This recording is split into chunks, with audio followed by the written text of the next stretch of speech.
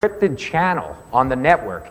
The commands he's typing may still be buffered in the process space, and you may actually see a full list of the commands the guys run, potentially for days. You won't have time date stamps, but traditionally if we see a back channel coming out of the US to another country, and we dump the process space to see it, we see every command the guy ran. That gives us, we know his tools, we know his techniques. We may get the command lines to very difficult processes so that we can now do dynamic analysis of them to see what their malware does. It's very frustrating to do malware analysis when you have no idea how to invoke all the options on the malware unless you have the source code. So that's how you do that. It's been, I think that if you have a process that doesn't dump RAM, I'd highly recommend start training your incident response teams to start doing it. Right now it's going to be a widget glued to something else, but it's going to work out. Here's a quick example of us looking at all the processes running and using user dump to dump suspicious processes. This is a fictional example because everyone we really did, there's attribution to, the victim was. Here we have a command shell. There's 1, 2, 3, 4, 5 different rogue command shells running. There's an FTP session running. There's a netcat session running, most likely. Anything with a T underscore in front of it is our trusted toolkits responding. And you can see when we dump the command shell, we see the FTP command line, we see the address going out to probably a machine in Russia.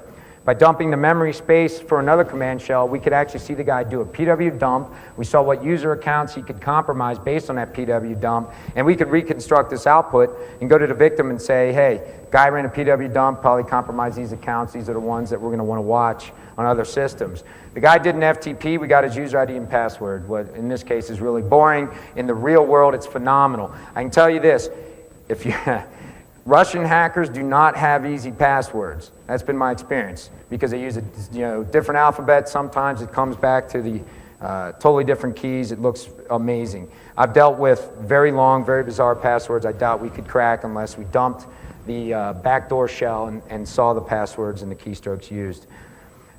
How folks are hiding their backdoors nowadays, this is Windows specific. In Unix, it's going to be a kernel module anyway, most likely. But I just want to give you some of the names we've seen. Probably the smartest thing a bad guy can do is call his backdoor a actual process that Windows installs. Now with all the Windows digital certificates, this is going to be harder for attackers to do, but right now it's still effective. And then use an invocation where it's going to be called by SVC host. You can see we saw, I'll go through each one of these. It's actually easier. This was found in April 2006. We found a backdoor, and look what the guy does here. He basically alters the image path so that when a service is run, it doesn't call the valid executable for that service. It calls evil backdoor. So what his backdoor does, he has a copy to the drivers directory. That's always going to be there. So his backdoor files in system root, system32 drivers. He grabbed the time date stamps of kernel32.dll. I think there's publicly available source code that's easy. People have borrowed it to do that step. He alters the registry. Specifically, he's using sysmonlog and that service to hide his backdoor. He takes the original valid service and just copies it to a different directory, by the way. And then here you can see him altering the registry so his evil service starts up every time. How would you find this if you were the victim of this? You'd use PS service, see all the services running, and you'd have to magically know, hey, the sysmonlog service is being invoked and it's calling a file in a different directory. It's not easy. SVC host, one of the more irritating things at times to deal with when you're looking into intrusions. Probably 75% of the backdoors that we're responding to now are going to appear just like this when we look at task list and see what's running. They're going to show up as SVC host for a couple of reasons. SVC host is always running, and the screen capture you're looking at is me running a task list right after I installed XP. So standard XP had 5 SVC hosts already invoked right out of the gates. And there's a whole bunch more. SVC host is invoked when a process spawns a child process. It might, if it's not given an appropriate name, it'll be called SVC host. SVC host is also an executable running in RAM that listens for calls to other executables, so it saves RAM space. They're always going to be running, you can't shake it, and here's a good use of a bad guy hiding something, and it's going to be invoked with an SVC host. First thing is that he used the service called Bits to hide his evil backdoor. Bits is on your system right now, trust me. If you're running Windows, it's a service on there. And In my mind, there's no Unix equivalent of services the same way Windows manages these things. Notice that the valid version of bits calls a file called qmgr.dll. I don't know what that stands for. I've never invoked it. I'm confused. But I know that the attacker named his evil code qmgr32.dll. Kind of looks like a newer version. Maybe it's a little bit better. Maybe it's a 32-bit version. Who knows? But it looks innocent enough. When you do ps service config bits, what you'll see is that when the binary path name, if bits was an executable, that binary path name in this output would say c/windows/system32/bits.exe, and that's what's executed when the bits service is called. However, bits is implemented via DLL, so the DLL is going to export something to a running executable. Here what we have is service host is being used to invoke the bits service. And this is commonly found in a whole bunch of other services, and now you have to play the game of going through the registry to say, hey bits, what is the service DLL that you run when you're invoked? And then you got to know that here's a valid one. You can see down at the bottom here, I'm moving the little arrow across here. This is service DLL called when bits is invoked is qmgr.dll. The attacker just change that to qmgr32.dll. Very few people will notice that. We noticed it. I don't know how. One of our guys either got lucky or he's that good. The other thing, it's kind of funny. We were looking at 10 different backdoors about a month ago, and I remember thinking, I called one of our guys and said, you know what would be really neat? Let's look at the resource section and all of these things and see what they're registered as, because there's 4 sections to every portable executable in Windows land. And one of them is a resource section that keeps track of things, such as version number. And the version for every piece of malware we've seen says that it was made by Microsoft Corporation. So it's smart by the bad guy, but that's, they think about it and they say, hey, if someone's looking at our malware, we need to say that this is something else. And the resource section could very well say something else. It's easy for them to do that.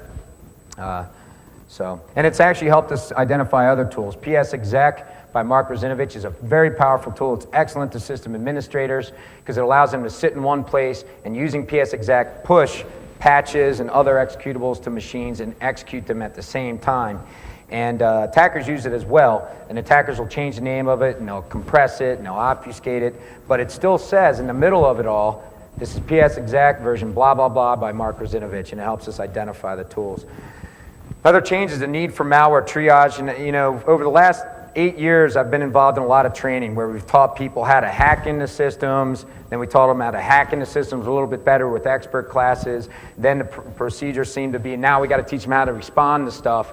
I think the next wave is, now when you respond to stuff, you got to know what the heck you're looking at it, and that's the need for malware analysis. Right now, if you talk to anybody in the financial services, they should tell you, we have found malware targeting our specific bank. And I'd be surprised if they haven't, because all the malware we found does target the victims that we happen to be looking at. All the malware we're finding isn't triggering antivirus. All the malware we're finding is specifically effective in the environment it happens to be found in. So these are kind of neat things. Some of the questions that high-level execs always have as well after there's been an intrusion that's confirmed, how long have I been vulnerable and what the heck did I lose? And you can't answer that question without saying, well, we looked at the malware and this guy could have stolen everything. Or we looked at the malware and guess what? He wasn't doing much with it because its purpose was just to scan systems or something. Or I'd be crazy, but I have found it, a backdoor that logged its use. Kind of helpful. I don't know why an attacker would do that. So these are the things that we like to do, and I try to oversimplify everything in the Cliff Notes, but if I'm looking at malware, I'm not the best at malware analysis. We got guys that can do this very well. I can tell you, if you have a .exe, a Windows-based portable executable that's been armored, it's highly probable, if you want to know 90% of what this thing does, and you've done malware analysis before, you'll know in 3 to 4 days, 90 to 95% of what it does. If you want the extra 5%, have 8 weeks at it, have 9 weeks at it. It could get real hard. And I think this process will get longer because the counter-forensic techniques are going to be more known to the general public and to the folks crafting the evil stuff. But in the first couple days, maybe even the first day, you should be able to say, this code could be used by bad guys, and it goes into one of these bins here. Is it a network listener backdoor, or is it a network listener sniffer? What's the difference?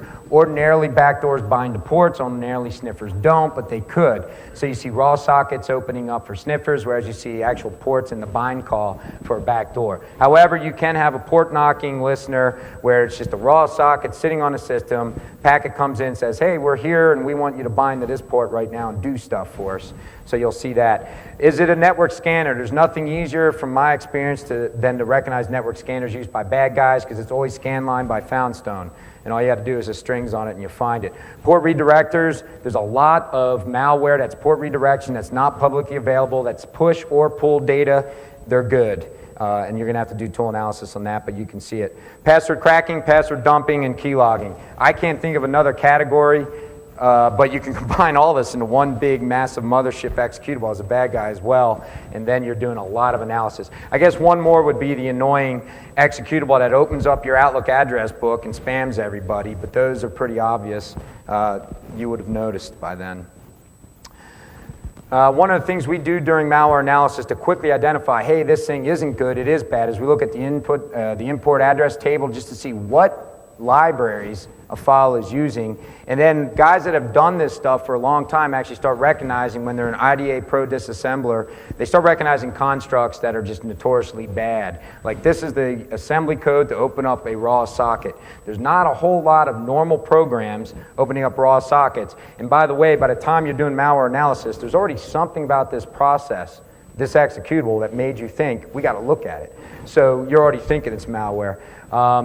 One of the other things I've noticed is when it comes to malware analysis, no commercial entity, I think it's different for DoD contractors and the military, but commercial folks want answers and they want it now, and they don't realize the importance sometimes of knowing what the malware does, because it fosters more sufficient, efficient, and better remediation. So what we see at the financial services is one or two guys that have the capability to take a look at an executable, say, yeah, this is malware, here's the ports it uses, here's its host-based indicators, and here's its network-based signature. They don't get the time to do that because they're getting pulled into about 50 other things. Malware analysis can be time-consuming. Managers never understand how long it takes. And the second thing is that, as advanced as it is, it just is not seen as a worthwhile task to managers. However, I would argue if you don't know the back doors being used on your network, you're going to fail in getting these guys off your network. Now, I already showed you this screenshot, but I wanted to show it to you again to show the effectiveness of malware analysis. Each one of these files that we found, and this is an analysis of, I believe, 7 different back doors, all found at one victim site. And what was interesting about these back doors, you see they're packed in different ways. There's one custom packed, the others were packed with PE compact. But they all had slightly different signatures on the network. And as the hacker evolved and had different signatures, you got to tweak your sensors, because remediation will, should you choose to remediate and get these guys out of your network, remediation will fail if you don't find every machine these folks are using. So it's imperative to be able to do this malware analysis. And by the way, this is happening today. Every one of these had a counter-forensic technique, period. And they're easy ones for now, but as we do our analysis, we're always thinking, thank God they didn't do this. For example, thank God their malware didn't look to see if we were single-stepping in a debugger through the program and then change its, what its purpose was, or crash the debugger that we're using. And all that's very possible and very easy. They're all password protected, they're all annoying. So I'm going to do a quick intro. I've got 12 to 13 minutes. For those of you that have never done malware analysis, for those of you who have done it, the next 9 minutes will give you the capability, in my mind, to walk out of this room saying, I don't know what this executable is, and have the ability to put it in the good bin, it's okay, or the bad bin,